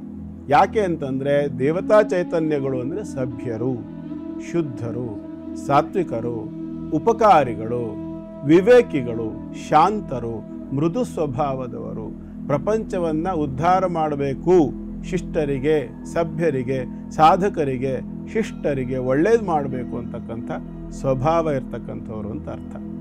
ಈ ಎಲ್ಲರಿಗೂ ಕಷ್ಟವಾಗ್ಲಿಕ್ಕೆ ಶುರುವಾದ ಕೂಡಲೇ ಟೆನ್ಷನ್ ಆಗ್ಲಿಕ್ಕೆ ಶುರುವಾಯಿತು ದೇವತೆಗಳಿಗೆ. ಅವರೇನು ಮಾಡಿದ್ರು, ನೇರವಾಗಿ ಕೈಲಾಸಕ್ಕೆ ಹೋದರು. ಕೈಲಾಸಕ್ಕೆ ಹೋಗಿ ಪರಮೇಶ್ವರನಿಗೆ ವಿಚಾರವನ್ನು ತಿಳಿಸಿದರು. ಹೀಗೆ ಮಹಿಷಾಸುರನಿಂದ ಬಹಳ ತೊಂದರೆ ಆಗ್ತದೆ. ಆವಾಗ ಪರಮೇಶ್ವರ ಹೇಳ್ತಾನೆ, ಮಹಿಷಾಸುರನಿಗೆ ಬ್ರಹ್ಮ ವರ ಕೊಟ್ಟಿರೋದಪ್ಪ, ಹಾಗಾಗಿ ನಾವು ಬ್ರಹ್ಮದೇವರ ಹತ್ರ ಹೋಗ್ಕೊಂಡು ವಿಚಾರ ತಿಳಿಸೋಣ. ಯಾಕೆಂದ್ರೆ ಎಲ್ಲ ರಾಕ್ಷಸರಿಗೆ ಹೆಚ್ಚಾಗಿ ವರ ಕೊಟ್ಟವರು ಬ್ರಹ್ಮದೇವರೇನೆ. ಬ್ರಹ್ಮದೇವರಲ್ಲಿ ಬಂದರು, ಏನಿಗೆ ಹೀಗಾಗ್ಬಿಟ್ಟಿದೆಯಲ್ಲ, ಏನು ಮಾಡೋದು ಅಂತ. ಸೃಷ್ಟಿಯಲ್ಲಿರುವ ಯಾವುದೇ ಚೈತನ್ಯದಿಂದ ತನ್ನ ವಧೆ ಸಾಧ್ಯವಿಲ್ಲ. ಎಲ್ಲ ದೇವತೆಗಳ ಶಕ್ತಿಗಳು ಒಟ್ಟಾದರೆ ಮಾತ್ರ ತನ್ನನ್ನು ಸಂಹಾರ ಮಾಡಬೇಕು ಅನ್ನೋ ವರ ಅವನಿಗಿರೋದು. ಹಾಗಾಗಿ ಅವನ ವಧೆ ಯಾರಿಂದಲೂ ಸಾಧ್ಯ ಇಲ್ಲ. ಹಾಗಾಗಿ ಏನು ಮಾಡಬೇಕು ಅಂದರೆ, ನಾವೆಲ್ಲರೂ ಒಟ್ಟಾಗಿ ನಮ್ಮ ಶಕ್ತಿಯನ್ನು ಒಂದು ಕಡೆ ಸಂಚಯ ಮಾಡಿ ಅದರಿಂದಾಗಿ ಒಂದು ಸ್ತ್ರೀಯನ್ನು ಸಿದ್ಧಪಡಿಸ್ಬೇಕು ನಾವು ಅಂತ ಬ್ರಹ್ಮದೇವರು ಹೇಳ್ತಾರೆ. ಸರಿ ಆಯಿತು, ಇನ್ನೇನು ಮಾಡೋದು? ಪರಮಾತ್ಮನನ್ನು ಧ್ಯಾನ ಮಾಡಿದ್ರು. ಮಹಾವಿಷ್ಣು ಪ್ರತ್ಯಕ್ಷ ಆದ ಕೂಡಲೇ ಎಲ್ಲರೂ ಒಂದು ಕಡೆ ನಿಂತ್ಕೊಳ್ತಾರೆ. ನಿಂತ್ಕೊಂಡು ತಮ್ಮ ತಮ್ಮ ತೇಜಸ್ಸನ್ನು ಒಂದು ಕಡೆಯಲ್ಲಿ ಶೇಖರಿಸಲಿಕ್ಕೆ ಆರಂಭ ಮಾಡ್ತಾರೆ. ಅದರಿಂದ ಬ್ರಹ್ಮನ ತೇಜಸ್ಸು, ವಿಷ್ಣುವಿನ ತೇಜಸ್ಸು, ಶಿವನ ತೇಜಸ್ಸು, ಇಂದ್ರ, ಅಗ್ನಿ, ಯಮ, ವಾಯು, ಕುಬೇರ, ಪ್ರಜಾಪತಿ ಇತ್ಯಾದಿ ಎಲ್ಲರ ತೇಜಸ್ಸು ಬಂತು. ಬ್ರಹ್ಮಣಸ್ತೇಜಸ ಪಾದವು ತದಂಗುಲ್ಯೋ ಅರ್ಕ ತೇಜಸ. ಪಾದ ಅಂತಕ್ಕಂಥದ್ದು ಬ್ರಹ್ಮನ ಒಂದು ತೇಜಸ್ಸಿನಿಂದ ಆಯಿತು. ಬೆರಳುಗಳು ಸೂರ್ಯನ ತೇಜಸ್ಸಿನಿಂದ ಆಯಿತು. ಹೀಗೆ ಬೇರೆ ಬೇರೆ ರೂಪದಿಂದ ಬೇರೆ ಬೇರೆ ರೀತಿಯಲ್ಲಿ ಆಕೆಯ ಶರೀರದ ಒಂದೊಂದು ಅಂಗಾಂಗಗಳಾದವಂತೆ. ಏಕಸ್ಥಂತದ ಅಭೂ ನಾರಿ ವ್ಯಾಪ್ತ ಲೋಕತ್ರಯ ಅಂತ ತ್ವಿಷ. ಹೇಗಿದ್ಲು ಅವಳು ಅಂದರೆ ಕೇವಲ ತ್ವಿಷ ಅಂದರೆ ಬೆಳಕು ಅಂತ, ಪ್ರಭೆ ಅಂತ. ತನ್ನ ಪ್ರಭೆಯಿಂದ 3 ಲೋಕಗಳನ್ನು ತುಂಬುವಷ್ಟು ಪ್ರಕಾಶಮಾನಳಾಗಿ ಇದ್ದಂತಹ ಒಂದು ಸುಂದರಾಕೃತಿಯ ಹೆಣ್ಣಾಗಿ ಆ ಪ್ರಭೆ ಆ ಎಲ್ಲ ದೇವತೆಗಳ ಶರೀರದಲ್ಲಿರ್ತಕ್ಕಂತಹ ತೇಜಸ್ಸು ಅಂತಕ್ಕಂಥದ್ದು ಏಕತ್ರವಾಗಿ ಒಂದು ನಾರಿಯ ರೂಪವನ್ನು ಧಾರಣೆ ಮಾಡಿದವು. ಧಾರಣೆ ಮಾಡಿದ ನಂತರದಲ್ಲಿ ರೂಪವಾಗಿ ನಿಂತು ಬರಲಿಲ್ಲ. ಅವಳು ಮಾಡಬೇಕಾಗಿರೋದೇನು? ಯುದ್ಧ ಅಲ್ವಾ?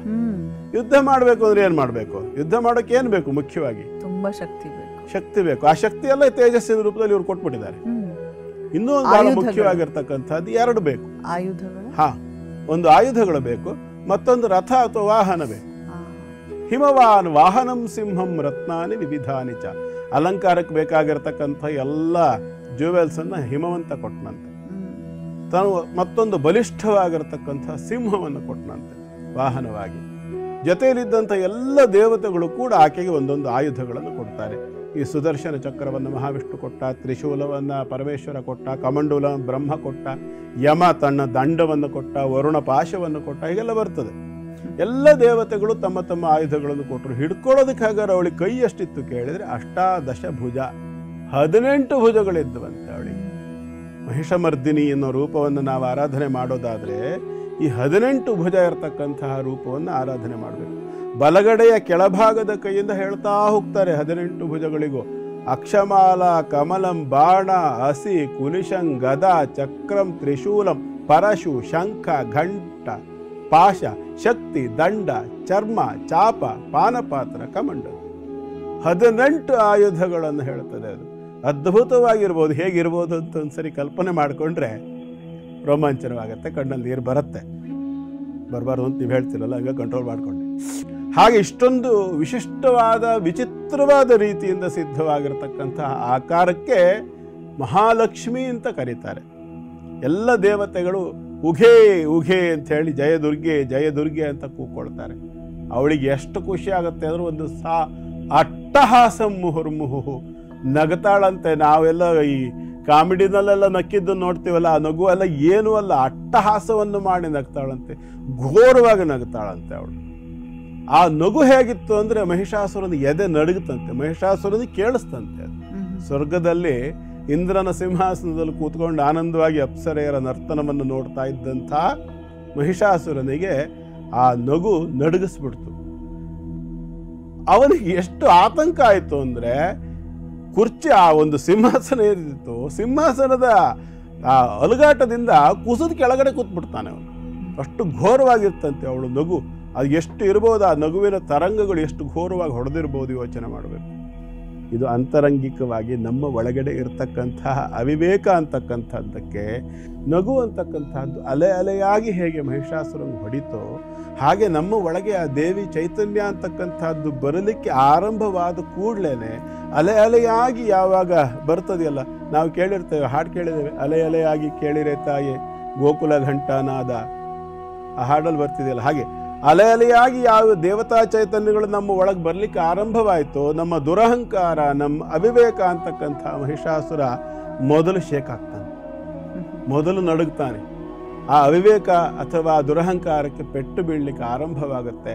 ಕ್ರಮೇಣ ನಿಜ ಸ್ಥಿತಿಯ ಅರಿವಾದಾಗ ಅವಿವೇಕ ಅಥವಾ ದುರಹಂಕಾರ ತನ್ನಿಂತಾನೆ ಸರ್ವನಾಶವಾಗಿ ಹೋಗ್ತದೆ. ಹಾಗೆಯೇ ಈ ಮಹಿಷಾಸುರ ಅಂತಕ್ಕಂಥವ್ರು ಯುದ್ಧಕ್ಕೆ ಬಂದನ. ಯುದ್ಧಕ್ಕೆ ಬಂದ ಬಹಳ ದೊಡ್ಡ ಮಟ್ಟದಲ್ಲಿ ಯುದ್ಧವಾಯಿತು ಅಂತ ಹೇಳುತ್ತೆ. ತುಂಬ ದೊಡ್ಡ ಮಟ್ಟದಲ್ಲಿ ಅವನ ಸೈನಿಕರು ಎಷ್ಟು ಜನ, ಹಾಗೆ ಹೀಗೆ ಚಿಕ್ಷುರ, ಬೇರೆ ಬೇರೆ ಆ ಒಂದು ರಾಕ್ಷಸರ ಹೆಸರೆಲ್ಲ ಬರುತ್ತೆ ಮಾರ್ಕಂಡೇಯ ಪುರಾಣದಲ್ಲಿ. ಅಷ್ಟೆಲ್ಲ ಘೋರವಾಗಿರ್ತಕ್ಕಂಥ ರಾಕ್ಷಸರು ಬಂದರೂ ಕೂಡ ಲೀಲಾಜಾಲವಾಗಿ ಸಂಹಾರ ಮಾಡ್ತಾ ಹೋದ್ಲಂತೇವೆ. ಸಲೀಸಾಗಿ ಏನಿಲ್ಲ, ಬೀಸಿದ್ದಷ್ಟೇ. ಚಕ್ರವನ್ನು ಬಿಸಾಕಿದ್ದು, ಖಡ್ಗವನ್ನು, ಚಂದ್ರಹಾಸ ಅನ್ನುವಂಥದ್ದು ಒಂದು ದೊಡ್ಡ ಖಡ್ಗ, ಅದು ಆ ಖಡ್ಗವನ್ನು ಬೀಸಿದ್ದಂತೆ, ತ್ರಿಶೂಲದಿಂದ ಸವರ್ತಾ ಹೋದ್ಲಂತೆ. ನನಗೆ ಪ್ರತಿ ಸಾರಿ ಆ ಚಂಡಿ ದೇವಿ ಮಹಾತ್ಮೆ 2 ಮತ್ತು 3ನೇ ಅಧ್ಯಾಯ ಓದುವಾಗ ನನಗೇನು ನೆನಪಾಗುತ್ತೆ ಅಂದರೆ, ನಾವು ಹುಡುಗರಾಗಿದ್ದಾಗ, ಚಿಕ್ಕ ಹುಡುಗರಾಗಿದ್ದ ಸಂದರ್ಭದಲ್ಲಿ ನಮ್ಮ ಅಜ್ಜನ ಮನೆಯಲ್ಲಿ ನಮ್ಮ ಸೋದರ ಮಾವ ಕೈಯಲ್ಲಿ ಒಂದು ಇಷ್ಟುದ್ದ ಕತ್ತಿಯನ್ನು ಹಿಡ್ಕೊಂಡು ಈ ಬೆಟ್ಟದಲ್ಲಿ ನಡ್ಕೊಂಡು ಹೋಗ್ಬೇಕಿದ್ರೆ ಆ ಕಡೆ ಈ ಕಡೆ ಹಿಂಗೆ ಬೀಸ್ತಾ ಹೋಗೋರು. ಆ ಹುಲ್ಲೆಲ್ಲ ಆ ಹಾ, ಕಡೆ ಹೋಗಿ ಅಲ್ಲಿ ಅಡ್ಡ ದಾರಿಯಲ್ಲಿ ಬರ್ತಕ್ಕಂಥ ಇಷ್ಟಿಷ್ಟು ಎತ್ತರ ಬೆಳೆದಿರ್ತಕ್ಕಂಥ ಮುಳ್ಳಿನ ಗಿಡಗಳೆಲ್ಲ ಸವರ್ತಾ ಹೋಗೋರು. ನಾ ಪ್ರತಿ ಸಾರಿ ಓದ್ಬೇಕಿದ್ರು ಅದೇ ನೆನಪಾಗುತ್ತೆ. ಎಷ್ಟು ನೀಟಾಗಿ ಸವರ್ತಾ ಹೋದ್ಲು ಅಂದ್ರೆ ರಾಕ್ಷಸನ ಅಷ್ಟು ಈಸಿಯಾಗಿ ಸವರ್ ಬಿಟ್ಲಂತೆ ಸಮರಾಂಗಣದಲ್ಲಿ. ಸವರಿ ಸವರಿ ಸವರಿ ಇತ್ತರ ಯಾವಾಗ ರಾಕ್ಷಸರ ಸಂಹಾರವಾಗ್ತಾ ಹೋಯಿತು ಆವಾಗ ಮಹಿಷಾಸುರನಿಗೆ ಕೋಪ ಬಂತಂತೆ.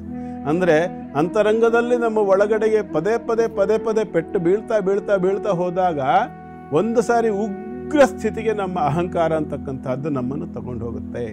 ಆ ನಂತರದಲ್ಲಿ ಆ ಅಹಂಕಾರ ಅಂತಕ್ಕಂಥದ್ದು ಬೇರೆ ಬೇರೆ ಬೇರೆ ಬೇರೆ ಪ್ರಯತ್ನವನ್ನು ಮಾಡುತ್ತೆ ತನ್ನನ್ನು ತಾನು ಉಳಿಸ್ಕೊಳ್ಳೋದಕ್ಕೆ. ಹಾಗೆ ಇಲ್ಲಿ ಮಹಿಷಾಸುರ ಕೂಡ ರೂಪಾಂತರವನ್ನು ಮಾಡ್ತಾನೆ.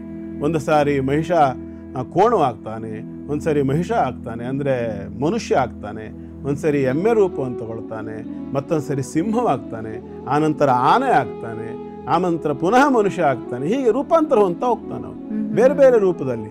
ಕಡಿದಂಗೆ ಮತ್ತೊಂದು ರೂಪ, ಸಿಂಹವನ್ನು ಕಡಿದ್ರೆ ಆನೆ ಆಗ್ತಾನೆ, ಆನೆಯ ಸೊಂಡ್ಲನ್ನು ಕಡಿತಾಳೆ ಮನುಷ್ಯ ಆಗ್ತಾನೆ, ಮನುಷ್ಯನ ತಲೆಯನ್ನು ಕಡಿದ ಕೂಡಲೇ ಬೇರೆ ರೂಪ ಆಗ್ತಾನೆ. ಇವಳಿಗೆ ಆಶ್ಚರ್ಯ ಆಗ್ಬಿಡುತ್ತೆ, ಯಾಕೆ ಇವನಿಗಾದ, ಇವನು ಏನಿದು ಹಾಗಾದ್ರೆ ಇಷ್ಟು ವಿಚಿತ್ರ ಯಾಕೆ ಏನು ಎತ್ತ ಅಂತ ಅವಳ ತಲೆಯಲ್ಲಿ ಯೋಚನೆ ಬಂತಂತೆ.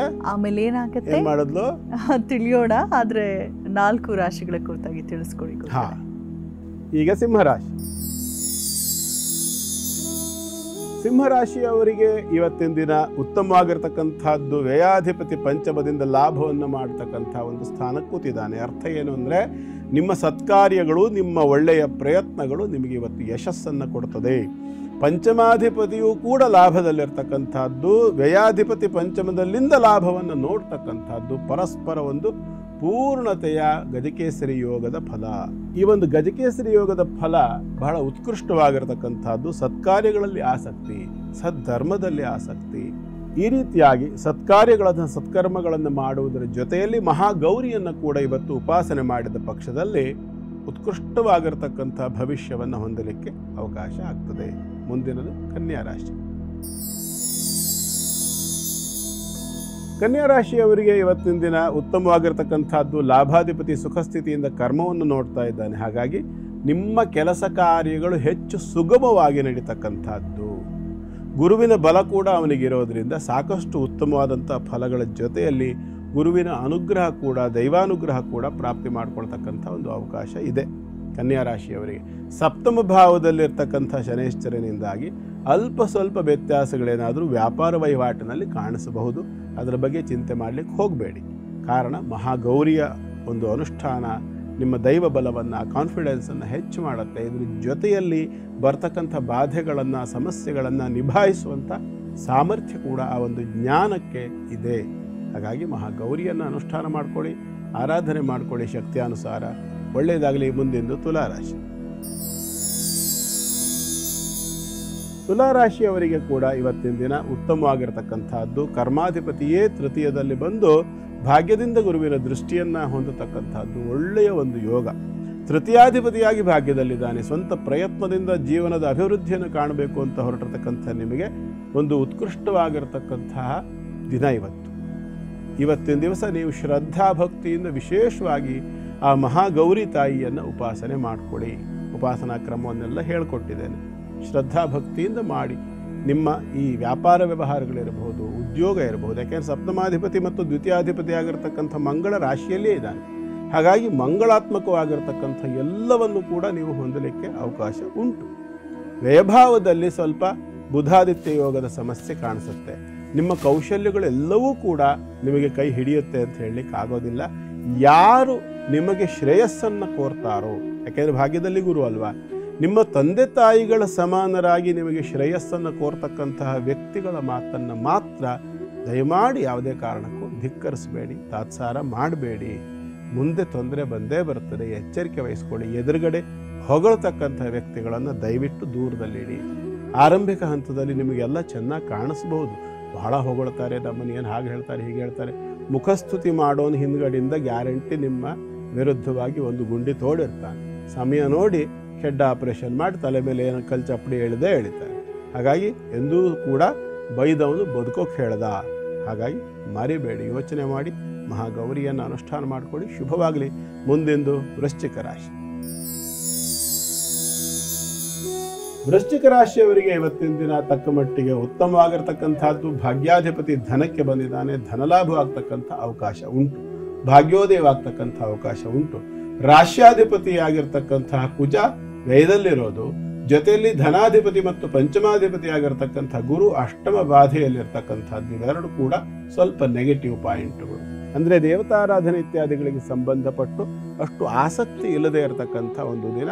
ಮಾನಸಿಕವಾಗಿ ಅದಕ್ಕೊಂದು ತೊಡಗತಕ್ಕಂಥದ್ದೇನಿದೆ, ಇದರ ಬಗ್ಗೆ ಹೆಚ್ಚು ಒಂದು ಮುತುವರ್ಜಿಯೋ ಚುರುಕುತನವೋ ಚಟುವಟಿಕೆಯೋ ಇಲ್ಲದೆ ಇರತಕ್ಕಂಥ ಕೆಲವು ಲಕ್ಷಣಗಳಾಗಿರುತ್ತೆ. ಯಾಕೆಂದರೆ ಪಂಚಮದಲ್ಲಿ ಶನೇಶ್ವರ ಕೂಡ ಇರೋದರಿಂದ ಒಂದು ಚುರುಕುತನವನ್ನು ಕೊಡೋದಿಲ್ಲ. ಸ್ವಲ್ಪ ಆಲಸ್ಯ ಮತ್ತು ತಾತ್ಸಾರ, ನೆಗ್ಲಿಜೆನ್ಸ್, ಮಾಡಿದ್ರಾಯ್ತು ಬಿಡು, ಮಾಡ್ಕೊಂಡ್ರಾಯ್ತು ಬಿಡು ಅಂತ ಈ ರೀತಿಯಲ್ಲಿ ಮಾಡ್ತಕ್ಕಂಥದ್ದು. ಮತ್ತು ಶರೀರ ಸಂಬಂಧಿತವಾಗಿರ್ತಕ್ಕಂಥ ಗ್ರಹ ವಯದಲ್ಲಿರೋದ್ರಿಂದ ಶರೀರದ ಬಗ್ಗೆ ಕೂಡ ಸ್ವಲ್ಪ ತಾತ್ಸಾರ.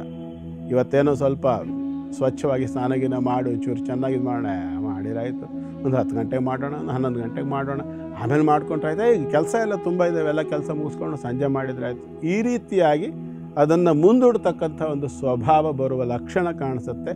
ಹಾಗೆ ಮಾಡ್ಲಿಕ್ಕೆ ಹೋಗಬೇಡಿ. ಆಲಸ್ಯಂ ಹಿ ಮನುಷ್ಯಾಣಂ ಶರೀರಸ್ಥೋ ಮಹಾನ್ ರಿಪುಹು. ಆರಂಭಿಕ ಹಂತದಲ್ಲಿ ಆಲಸ್ಯ ಚಂದ ಕಂಡ್ರು ಒಳ್ಳೇದಲ್ಲ. ಅದು ಯೋಚನೆ ಮಾಡಿ ಕೆಲಸ ಮಾಡಿ ಮಹಾಗೌರಿಯನ್ನು ಆರಾಧನೆ ಮಾಡ್ಕೊಂಡು ಗುರುಗಳೇ, ದೇವಿಯ ಮಹಾತ್ಮೆಯನ್ನ ನಾವು ಕೇಳ್ತಾ ಇದ್ದೇವೆ, ನೀವು ಹೇಳ್ತಾ ಇದ್ದೀರಾ. ತಾಯಿಯ ಒಂದು ಶಕ್ತಿ ಎಷ್ಟು ದೊಡ್ಡ ಮಟ್ಟದಲ್ಲಿತ್ತು, ಅದನ್ನ ಬರೀ ನಗುವನ್ನ ಕೇಳಿದಂಥವನೇ ಕಂಪಿಸಿ ಹೋದ ಮಹಿಷಾಸುರ ಅಂತ ಹೇಳ್ತಿದ್ರಿ. ಮುಂದೆ ಗುರುಗಳೇ, ಇಲ್ಲಿ ಒಂದು ವಿಚಾರ, ಅನೇಕರು ಈ ನವರಾತ್ರಿ ಸಂದರ್ಭದಲ್ಲಿ ಕೆಲವು ವಿಚಾರಗಳನ್ನು ನಾವು ನೋಡಿದ್ದೇವೆ. ಇದನ್ನು ಈ ಸಂದರ್ಭದಲ್ಲಿ ಹೇಳಲಿಕ್ಕೆ ಇಷ್ಟಪಡ್ತಿದ್ದೀನಿ. ಇಲ್ಲಿ ಇರ್ತಕ್ಕಂತಹ ಈ ಮಹಿಷಾಸುರ ಮಾರ್ಕಂಡೇಯ ಪುರಾಣದಲ್ಲಿ ಬರತಕ್ಕಂಥ ಮಹಿಷಾಸುರನ ಬಗ್ಗೆ ಮಾತಾಡ್ತಾ ಇದ್ದೀನಿ ನಾನು. ಮಹಿಷ ಅನ್ನುವಂಥವನು ಒಬ್ಬ ದೊಡ್ಡ ರಾಕ್ಷಸ, ಘೋರ ವ್ಯಕ್ತಿಯಾಗಿದ್ದು ಸಜ್ಜನರಿಗೆ, ಸಾಧಕರಿಗೆ, ಸಿದ್ಧರಿಗೆ, ಋಷಿಮುನಿಗಳಿಗೆ, ಗೋಬ್ರಾಹ್ಮಣರ ಸ್ತ್ರೀಯಾದಿಗಳಿಗೆ ತುಂಬ ಕಂಟಕಪ್ರಾಯನಾಗಿದ್ದ ಅಂತಹ ವ್ಯಕ್ತಿ. ಸುಮಾರು 3.5-4 ಲಕ್ಷ ಕೋಟಿ ವರ್ಷಗಳ ಹಿಂದೆ ಇದ್ದಂತಹ ರಾಕ್ಷಸ ಅವನು. ಆಶ್ಚರ್ಯ ಅಂದ್ರೆ ಗುರುಗಳೇ, ಅವರನ್ನ ಆರಾಧಿಸುವಂಥವ್ರು ಕೂಡ ಇದ್ದಾರೆ. ಅದನ್ನೇ ಹೇಳಲಿಕ್ಕೆ ನಾನು ಹೊರಟಿದ್ದು. ಆ ಮಹಿಷನನ್ನು ಇವರು ಆರಾಧನೆ ಮಾಡ್ತಿರೋದಲ್ಲ. ನಾವು ಆ ಚಿಂತನೆಯನ್ನು ಹಿಂದೆ ನೋಡಿದ್ವಿ. ಯಾಕೆಂದ್ರೆ ಮಹಿಷ ದಸರಾ ಅನ್ನೋ ಪಾಯಿಂಟ್ ಅನ್ನು ನಾನು ಕೇಳಿದ್ದೆ. ಮೈಸೂರಿನ ಮೂಲ ಪುರುಷ ಅಂತಕ್ಕಂಥದ್ದು. ಮೈಸೂರಿನ ಮೂಲ ಪುರುಷ ಅವನು ಹೌದೋ ಅಲ್ವೋ ಗೊತ್ತಿಲ್ಲ ನನಗೆ. ಯಾಕೆಂದ್ರೆ ಮಾರ್ಕಂಡೇಯ ಪುರಾಣದಲ್ಲಿರ್ತಕ್ಕಂಥ ಮಹಿಷ ಮೈಸೂರಿನವನಲ್ಲ, ಅವನು ಪ್ರಾಗ್ಜ್ಯೋತಿಷದವನು. ಅಂದರೆ ಪ್ರಾಗ್ಜ್ಯೋತಿಷ ಅಂದರೆ ಇವತ್ತಿನ ಅಸ್ಸಾಂ. ಮೈಸೂರಿಗೆ ಹೆಂಗೆ ಬಂತೋ ಎಲ್ಲಿಂದ ಬಂತೋ ನನಗೆ ಗೊತ್ತಿಲ್ಲ. ಮೈಸೂರು ಚಾಮುಂಡೇಶ್ವರಿ ಆವಾಸ ಸ್ಥಾನ ಮತ್ತು ಜಾನಪದ ಕಥೆ. ಮಹಿಷ ದಸರಾ ಅಂತೇಳಿ ಏನು ಇವ್ರು ಮಾಡಿದ್ದಾರೆ. ಈ ಮಹಿಷಾಸುರ, ಈ ನಮ್ಮ ದೇವಿ ಮಹಾತ್ಮೆಯಲ್ಲಿ ಬರ್ತಕ್ಕಂಥ ಮಹಿಷಾಸುರ ರೂಪವನ್ನು ಬದಲಾವಣೆ ಮಾಡ್ತಿದ್ದ ಅಂತ ಹೇಳ್ತಾ ಇದ್ದೀನಿ ನಾನು. ಅವನು ರೂಪಾಂತರವನ್ನು ಹೊಂದುತ್ತಾ ಇದ್ದ. ಕೋಣದ ರೂಪದಲ್ಲಿ ಬಂದ. ತಲೆಯನ್ನು ಕಡಿದ್ರೆ ಸಿಂಹವಾದ, ಸಿಂಹದ ತಲೆಯನ್ನು ಕಡಿದ್ರೆ ಆನೆಯಾದ, ಆನೆಯ ಸೊಂಡಲನ್ನು ಕಡಿದ್ರೆ ಪುನಃ ಮನುಷ್ಯ ಆದ. ಈ ಕಥೆ ಇಲ್ಲಿತ್ತು ಅಲ್ವಾ ನಮ್ದು. ಇಲ್ಲಿಂದ ಮುಂದುವರ್ಸೋಣ, ಆವಾಗ ನಮ್ಮ ಜನರಿಗೆ ಅಂದಾಜಾಗತ್ತೆ. ಹಾಗಾದ್ರೆ ಮೈಸೂರಿನ ಮೂಲ ಪುರುಷ ಮಹಿಷ ಬೇರೆ, ಈ ಕಥೆಯಲ್ಲಿ ದೇವಿ ಮಹಾತ್ಮೆಯಲ್ಲಿ ಬರ್ತಕ್ಕಂಥ ಮಹಿಷ ಬೇರೆ ಅಂತಕ್ಕಂಥದ್ದು ಇಲ್ಲಿ ಗೊತ್ತಾಗತ್ತೆ. ಸಾಟ್ಟಹಾಸಂ ಮುಹುರ್ಮುಹು. ಅವಳೇನ್ ಮಾಡ್ತಾಳೆ, ಪುನಃ ನಗುತ್ತಾಳಂತೆ. ನನ್ನ ಮುಂದೆ ನಾಟಕ ಮಾಡ್ತೀಯ ನೀನು ಅಂತ ನಗುತ್ತಾಳೆ ಅವಳು. ನಕ್ಕೋಳೇನ್ ಮಾಡ್ತಾಳೆ, ಅವಳ ಕೈಯಲ್ಲಿ ವರುಣ ಕೊಟ್ಟಂತಹ ಪಾಶ ಇರುತ್ತೆ. ಪಾಶ ಅಂದ್ರೆ ಹಗ್ಗ ಅಂತ. ಆ ಹಗ್ಗದಿಂದ ಹಾಕಿ ಕಟ್ಟಿ ಎಳೆದ್ಲಂತೆ. ಎಳೆದಾಗ ಅವಳಿಗೆ ಬ್ರಹ್ಮದೇವರು ಆಕಾಶದಲ್ಲಿ ಕೂತ್ಕೊಂಡು ಒಂದು ಮಾತನ್ನು ಹೇಳ್ತಾರೆ. ಏನಂತ ಅಂತಂದ್ರೆ, ಅಮ್ಮ, ಇವನಿಗೆ ನಾನು ವರ ಕೊಟ್ಟಿದ್ದೀನಿ. ಒಂದು ರೂಪದಲ್ಲಿದ್ದಾಗ ಇವನನ್ನು ವಧಿಸ್ಲಿಕ್ಕೆ ಸಾಧ್ಯ ಇಲ್ಲ. ರೂಪಾಂತರ ಮಾಡುವಂತಹ ಸಂಕ್ರಮಣ ಕಾಲದಲ್ಲಿ ಇವನನ್ನು ವಧೆ ಆಗಬೇಕು. ಇದಿಲ್ಲ ಅಂದ್ರೆ ಇವನು ಸಾಯೋದಿಲ್ಲ ಅಂತ ಹೇಳ್ತಾರೆ ಬ್ರಹ್ಮದೇವರು. ಓಹೋ. ಆವಾಗ ಅವಳೇನು ಮಾಡ್ತಾಳೆ ಅಂದ್ರೆ, ಪಾನಪಾತ್ರ, ಕುಬೇರನಿಂದ ಕೊಟ್ಟಿರ್ತಕ್ಕಂಥ, ಕುಬೇರ ಪಾನಪಾತ್ರೆಯನ್ನು ಕೊಟ್ಟಿರ್ತಾನೆ. ಮಧು, ಜೇನು ತುಪ್ಪ ಅಂತ ಅರ್ಥ. ಮಧು ಅಂದ್ರೆ ಅನೇಕರು ಏನು ಹೇಳ್ತಾರೆ, ಮಧುಪಾನ ಅಂದ್ರೆ ಹೆಂಡ ಅಂತ ಅನ್ಕೊಂಡ್ಬಿಟ್ಟಿದ್ದಾರೆ. ಇದಲ್ಲ. ಇಲ್ಲಿ ದೇವಿಗೆ ನೈವೇದ್ಯವಾಗ್ತಕ್ಕಂಥದ್ದು ಮಧು ಅಂತಂದ್ರೆ ಸುರೆ ಅಂತ ಅಲ್ಲ. ಸುರೆ ಬೇರೆ, ಮಧು ಬೇರೆ, ಹೆಂಡ ಬೇರೆ. ಅಥವಾ ಸುರಾಪಾನ ಬೇರೆ. ಸುರಾಪಾನ ಅಂದ್ರೆ ದೇವತೆಗಳು ಕುಡಿಯತಕ್ಕಂತಹ ಒಂದು ಔಷಧಿ ದ್ರವ್ಯಗಳು. ನಮ್ಮಲ್ಲಿ ಇವತ್ತು ಸೋಮ ಅನ್ನುವಂಥ ಒಂದಿದೆ, ಸೋಮಪಾನ ಅಂತ ಹೇಳಿದೆ. ಸೋಮ ಅಂತಕ್ಕಂಥದ್ದು ಒಂದು ವೃಕ್ಷ ಅಥವಾ ಒಂದು ಬಳ್ಳಿ ಅಂತ ಇಟ್ಕೊಳ್ಳಿ. ಆ ಬಳ್ಳಿಯ ವಿಶೇಷತೆ ಏನು ಅಂತಂದ್ರೆ, ಶುಕ್ಲ ಪಕ್ಷದ ಪಾಡ್ಯದಿಂದ ಒಂದೊಂದು ಎಲೆ ಚಿಗುರ್ತಾ ಹೋಗ್ತದೆ ಅದರಲ್ಲಿ. ಪೌರ್ಣಮಿಯ ದಿವಸ ಅದರಲ್ಲಿ 15 ಎಲೆ ಇರುತ್ತೆ. ಪೌರ್ಣಮಿ ಮರುದಿವಸ ಎಷ್ಟು ಎಲೆ ಆಗಬೇಕು? 14ನೇ ಎಲೆ. 14 ಆಗುತ್ತೆ, ಒಂದು ಉದುರೋಗುತ್ತೆ, ಒಂದೊಂದು ಉದುರ್ತಾ ಬರುತ್ತೆ. ಅಮಾವಾಸ್ಯೆ ದಿವಸ ಆ ಬಳ್ಳಿಯಲ್ಲಿ ಒಂದೂ ಕೂಡ ಎಲೆ ಇರೋಲ್ಲ. ಇದು ಸೋಮಲತಾ ಅಂತ ಹೇಳ್ತಾರೆ. ಆ ಸೋಮಲತೆಯನ್ನ ಬಳಸಿ ಅದರಿಂದ ಅರೆದು ಅದನ್ನ, ಅದು ಯಾವುದೋ ಈ ಭಂಗಿ ಅಥವಾ ಈ ರಾಮರಸ ಅಂತ ಮಾಡ್ತಾರಲ್ಲ, ರಾಮರಸ ಅಲ್ಲ, ಅದು ಸೋಮರಸ. ಹಾಗಾಗಿ ನಮ್ಮ ಜನ ಅದಕ್ಕೂ ಬಹಳ ವ್ಯತ್ಯಾಸ ಇದೆ. ಎಲ್ಲದನ್ನು ಒಂದೇ ತಕ್ಕಡಿಲಿ ಹಾಕಿ ತೂಗಬೇಡಿ. ತಾಯಿಯೂ ಹೆಣ್ಣು, ಅಕ್ಕ ತಂಗಿಯೂ ಹೆಣ್ಣು, ಹೆಂಡತಿಯೂ ಹೆಣ್ಣು, ಮಗಳು ಹೆಣ್ಣೆ ಹಾಗಂತ ಹೇಳ್ಕೊಂಡು ಎಲ್ಲರೂ ಹೆಣ್ಣಾದರೂ ಕೂಡ ಅವರವರ ಸ್ಥಾನಮಾನ ಬೇರೆ ಇರುತ್ತೆ. ಹಾಗೆ ರಾಕ್ಷಸರು ಕುಡಿಯೋದು ಹೆಂಡ, ದೇವತೆಗಳು ಕುಡಿಯೋದು ಹೆಂಡ ಅಂತ ದಯಮಾಡಿ ಮಾಡಬೇಡಿ. ಅದು ಎರಡೂ ಒಂದೇ ಅಲ್ಲ. ಒಟ್ಟಾರೆ ಇವಳು ಪಾನಪಾತ್ರೆಯಲ್ಲಿದ್ದಂತಹ ಪಾನವನ್ನು ಕುಡಿದು ಮತ್ತಳಾಗಿ ಕಣ್ಣೆಲ್ಲ ಕೆಂಪಾಯ್ತಂತೆ. ಕೆಂಪಾದ ನಂತರದಲ್ಲಿ ಹಗ್ಗದಿಂದ ಕಟ್ಟಿ ಹಿಡ್ಕೊಂಡಿದ್ಲು ಮಹಿಷಾಸುರನನ್ನ. ಆ ಮಹಿಷಾಸುರ ಅಟ್ಟಹಾಸ ಮಾಡ್ತಾ ಮಾಡ್ತಾ ಮಾಡ್ತಾ ಮನುಷ್ಯನಾಗಿದ್ದವನು ಇನ್ನೇನು ಕೋಣದ ರೂಪಕ್ಕೆ ಬರಬೇಕು ಅನ್ನೋಷ್ಟರಲ್ಲಿ ತ್ರಿಶೂಲದಿಂದ ಅವನು ವಧೆ ಮಾಡ್ತಾಳೆ. ಇವತ್ತಿಗೂ ಕೂಡ ನಾವು ಮಹಿಷಮರ್ದಿನ ರೂಪವನ್ನು ನೋಡೋದಾದ್ರೆ ಒಬ್ಬ ಮನುಷ್ಯ ರೂಪದ ರಾಕ್ಷಸನಿಗೆ ತ್ರಿಶೂಲದಿಂದ ಆಕೆ ಇರಿದಿದ್ದಾಳೆ. ಪಕ್ಕದಲ್ಲಿ ಕೋಣನ ರೂಪ ಅಂತಕ್ಕಂಥದ್ದು ಕೆಳಗೆ ಬಿದ್ದಿದೆ, ಮೇಲ್ಭಾಗ ಕೋಣನ ರೂಪ. ಈ ರೀತಿಯಾಗಿ ಮಹಿಷಾಸುರನನ್ನ ಸಂಹಾರ ಮಾಡಿದಳು. ಅರ್ಥಾತ್ ನಮ್ಮೊಳಗಿರ್ತಕ್ಕಂತಹ ದುರಹಂಕಾರ, ದುರ್ಬುದ್ಧಿ, ಅವಿವೇಕ ಅಂತಕ್ಕಂತಹ ರೂಪಾಂತರವನ್ನು ಹೊಂದತಕ್ಕಂಥದ್ದನ್ನ ಪದೇ ಪದೇ ನಮ್ಮ ಅವಿವೇಕ ಒಂದ್ಸರಿ ದುರಹಂಕಾರದ ರೂಪ, ಒಂದ್ಸರಿ ಉದ್ದಟತನದ ರೂಪ, ಒಂದ್ಸರಿ ಅವಿವೇಕದ ರೂಪ, ಹೀಗೆ ಬೇರೆ ಬೇರೆ ರೂಪವನ್ನು ಬದಲಾಯಿಸ್ತಕ್ಕಂಥ ನಮ್ಮನ್ನ ಆಕೆ ಅದನ್ನೆಲ್ಲ ಅಹಂಕಾರ ಇತ್ಯಾದಿಗಳನ್ನೆಲ್ಲ ದಮನ ಮಾಡಿ ಸಂಹಾರ ಮಾಡಿ ಲೋಕಕ್ಕೆ, ದೇವತೆಗಳಿಗೆ ಸನ್ಮಂಗಳವನ್ನ ಉಂಟು ಮಾಡಿದಳು ಅಂತ ಇಲ್ಲಿಗೆ ಮಹಿಷಮರ್ದಿನಿಯಾಗಿ ನಿಲ್ತಾಳೆ. ಬಹಳ ವಿಶೇಷವಾಗಿ ತಿಳಿಸ್ಕೊಟ್ರಿ ಗುರುಗಳೇ. ಕಳೆದ 3-4 ದಿನಗಳಿಂದಲೂ ಕೂಡ ಈಗ ಕೊನೆಯ 4 ರಾಶಿಗಳು. ಈಗ ಧನುರಾಶಿ. ಧನುರಾಶಿಯವರಿಗೆ ಇವತ್ತು ಉತ್ತಮವಾಗಿರ್ತಕ್ಕಂಥ ದಿನ. ಕಾರಣ ಪೂರ್ಣ ಚಂದ್ರ ಯೋಗ, ಜೊತೆಯಲ್ಲಿ ದೃಷ್ಟಿ ಇರ್ತಕ್ಕಂಥದ್ದು ಗುರುವಿನದ್ದು, ನಿಮ್ಮ ರಾಶಿ ಮತ್ತು ಚತುರ್ಥಾಧಿಪತಿಯದ್ದು. ಒಳ್ಳೆಯ ಒಂದು ದಿನ ಇವತ್ತು. ಹಾಗಾಗಿ ಮಾನಸಿಕವಾಗಿರ್ತಕ್ಕಂಥ ನೆಮ್ಮದಿ, ಶಾರೀರಿಕವಾಗಿರ್ತಕ್ಕಂಥ ಆರೋಗ್ಯ, ವಿದ್ಯಾರ್ಥಿಗಳಿಗೆ ಪಂಚಮಾಧಿಪತಿ ಆಗಿರ್ತಕ್ಕಂಥ ಮಂಗಳ ಏಕಾದಶದಲ್ಲಿ ವ್ಯಯಾಧಿಪತಿ ಆಗಿರ್ತಕ್ಕಂಥ ಮಂಗಳ ಕೂಡ ಅವನೇ. ಹಾಗಾಗಿ ಒಳ್ಳೆಯ ಮಂಗಳಮಯವಾಗಿರತಕ್ಕಂಥ ವಾತಾವರಣವನ್ನು ನೋಡಲಿಕ್ಕೆ ಪೂರ್ಣ ಅವಕಾಶ ಇದೆ. ರಾಶಿಗೆ ಚಂದ್ರ ಪ್ರವೇಶ ಆಗಿರೋದ್ರಿಂದ ಚಂದ್ರಮೌಳಿಯ ಪತ್ನಿ ಮಹಾಗೌರಿ ಅಲ್ವಾ, ಹಾಗಾಗಿ ಮಹಾಗೌರಿಯನ್ನು ಆರಾಧನೆ ಮಾಡ್ಕೊಳ್ಳಿ. ಶುಭವಾಗಲಿ. ಮುಂದಿನ ಮಕರ ರಾಶಿ.